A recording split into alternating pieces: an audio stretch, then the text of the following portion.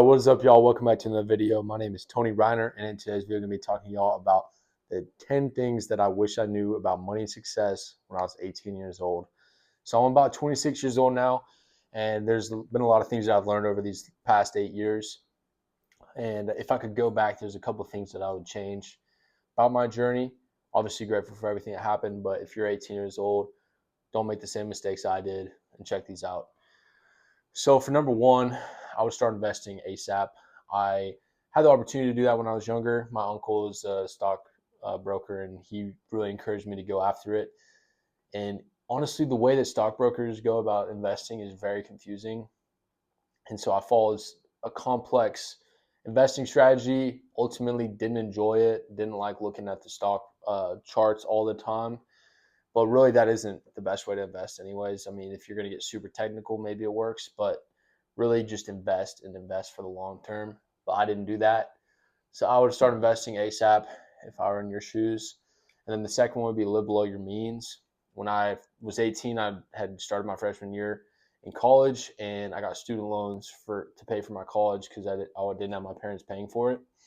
And I actually took some of that student loan money and spent it on my fraternity, booze, things I shouldn't have been spending on. I should have saved that money or just used it towards school and not taken it into my pocket, the extra. So terrible idea. You should live below your means. If you need to expand your means, do so. Find a way to do it, and then I'll get to the whole college part here in a second because you'll see. But next would be careful with debt. So like I said, I had problems with student loans. I used debt when I shouldn't have, and I really should have found another way to pay for my school. I went to an expensive school. I went to the University of Texas. I really didn't have to. I had a full ride to Texas State, which is another good school here. And I decided to go to UT because it was my dream school. And I'm $30,000 worth of debt because of that. So I didn't make good decisions with debt. I really didn't know what it was. I kind of just knew it was the rite of passage to get through school. Honestly, wouldn't recommend it to going back. And then cars too. I had a couple cars too, and I actually do have one right now, and I have some debt on it.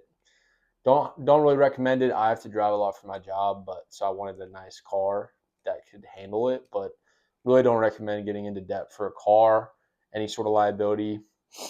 Student loans, I would consider those a liability too. And then next is going to be skills are better than degrees. And I think a lot of people are seeing this nowadays, but really college degrees aren't worth what they used to be. I wouldn't go back. If I could go back, I would not have gone to college. I would have started just a business right out of school, gotten my real estate license, or done some sort of trade where I could have made six figures. That's what I would have done. I work in sales now. I really don't need my degree. I majored in advertising. Could not tell you what I learned at school. I remember there were just some interesting things that I picked up on from advertising. I don't work in advertising. I I just cold call people, and really you don't need that many skills for it other than dealing with rejection. So if I could go back, would not go to college. Would have taken that money and invested it into something else, including myself or something like that. Next would be don't rely on one stream of income. I didn't really know that there were multiple streams of income that you could have. I really grew up in a family that worked 9 to 5, so nobody really had their own businesses or anything. But you can have multiple streams of income. You can have investments, you can have businesses, you can have different side hustles that you do, maybe do some freelancing to make extra money. So don't just have one stream of income. When I got out of college, I got my first job, and then immediately started looking for other ways to make more money because the sales just weren't quick enough. And so I got into vending machines, and I highly recommend that for y'all as a starter business. Next, I'm going to be looking into laundromats. It's another great side hustle.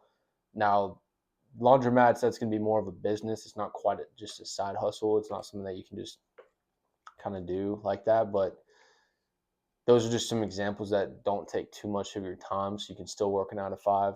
I still plan to work a 9 to 5 when I get into laundromats, and then I'm still doing the vending stuff because that's another just nice income stream as well. And then if I lose my job, I'm really not worried because I have those going, and then I have a 1099 as well if I want to pick up some shifts. where I go and do some security personnel for a private airline, where, if the Dallas Mavericks go and travel, we'll go and screen them basically. So I can do that if I want to, but I rarely do. And then next would be spend your money on assets instead of liabilities. So assets, it's going to be real estate, businesses, stocks, gold, silver, any sort of investment thing that holds its value or appreciates or gives you some sort of dividend or revenue or anything like that. Those are going to be assets. And then liabilities, that's going to be your new car, boat, you know, things around your house, anything else that takes money and doesn't put more back in your pocket later. It's a liability. House, if you're not renting out your house, say you get a duplex, or sorry, say you get a single family home and you're just living in it and you're paying your mortgage, it's actually not an asset. That's a liability. A lot of people don't know that. If you get a duplex, you rent out one side and then you live in the other side, that's an asset because you're getting revenue. And then eventually, if you decide, hey, I want to move out and I'm going to get another renter in there, and then you're cash flowing to where you have profit left over after they pay your rent, after they give you rent and you pay all your bills, you have a little bit left over, maybe 200, $300. That's an asset because you're getting money coming in, you're paying down your debt, and you're getting tax savings as well. 7 would be take risks early. I would probably, a lot of mine go back to college. You kind of get in that hole of, you get into debt and then you're afraid to take risks. But if I were to go back, I would put myself out there more and put myself into these clubs or organizations that improve these skills that I need to develop, maybe join Toastmasters or something like that. And then hopefully y'all can see this. Number 8, this is really what I've learned in my sales role is, going into it, I wasn't the most talented. I remember when I first joined my last company, there was somebody there that was super talented, just was kind of that car salesman type person that, could really speak to people, and I wasn't. I had to really work on my gift of gab, or really just how I spoke to people and sold. But I showed up consistently. I worked hard. Everybody says that, but really it wasn't like one day I showed up and worked hard. I did it every single day. I showed up early. I stayed late. I asked a lot of questions. I consistently tried to improve. I didn't think I knew everything, so I was consistently trying to improve. And eventually I passed that salesperson that I thought was just naturally gifted because they didn't really work hard and they didn't improve. I just kept improving to where I passed them. And then 9, your network is your net worth. I've become a lot more strict with my friend group since I was 18. I used to hang out with just about anybody. Usually it was over drinks and stuff. If you're going out to the clubs and stuff, you meet your friends there or whatever. And I don't hang out with any of those types of people now. None of my friends go to the clubs. I don't want to hang around those types of people, honestly. No offense if you do. And I really just want to hang around people that are trying to improve themselves. They're working out. They're looking at businesses. They're trying to find ways to make more money. I like talking about money. I want friends who talk about money. Sure, I'll have some fun and play some football and watch some sports, and I do have friends that are like that. But I don't spend a lot of time with them. It's once every 3 or 4 months that I'll go see those friends.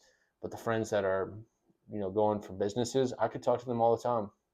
Now, I really don't. I spend most of my time working on my own craft, so I don't really have that much time. But if I do, those are the people that energize me and give me more, fuel in my fire to what I'm trying to do. And so try to hang out with those people because it will impact your net worth. I'm trying to hang out with millionaires now so that I can, because if you're that person that is in a room where everybody's crushing it and you're the only one that's not crushing it, well, you're going to work your tail off to become one that is crushing it so you can fit in with the room. Same thing if you're in a bad room where people are doing drugs and not doing what they're supposed to. If you're the only one that's trying to achieve and trying to become successful, you're going to think that you don't fit in, so you're going to default to the mean and do what they're doing, which is drugs and bad influences. It's a cliche, but it's super, super valuable. And the last thing is time is your most valuable asset. Where I'm at now, money is a tool for me. Now, I still have debt. I still have things I need to pay off. But I try to think of what is worth my time. more than anything, because your time is running out. It's finite. You can always make more money. You cannot make more time. I'm 26 years old. I got a good 40 years probably of working years left. And I don't want to work that entire time. I want to have a family. I want to be able to, relax with my family and go on cool vacations and do things that you wouldn't do if you're working a 9 to 5 for 40 years. I don't want to wait till I'm 65 to go experience life. I want to experience life way earlier. I want to have money when I'm young, because when you have money when you're young, it's so much more enjoyable. You can do more with it. So that's why I'm working hard now. Now the thing is I am putting in a lot of time and effort into growing things right now. That's because right now, I don't have a lot of other responsibilities that are taking my time. So I can put more effort into business. I can put more effort into reading. I can put more effort into self-development, because I think your 20s, or if you're 18 through pretty much 29, it's all about putting roots down and making, and I don't say putting roots down as in settling down. I mean, who you are, like putting down the roots of who you are, so that you can be a solid person, so you can overcome obstacles, you can develop yourself and become who you're supposed to be. And then in your 30s is where you really just start to crush it. And that's really it. That's what I wish I knew about money and success when I was 18. Leave a comment down below if there's anything that y'all would add to it. I know there's a lot of different things I could add on here, but to keep it to 10, this is what I would say is the most important. Now, that's really all I have for you in today's video. Appreciate y'all tuning in, and I'll catch y'all next week. See y'all.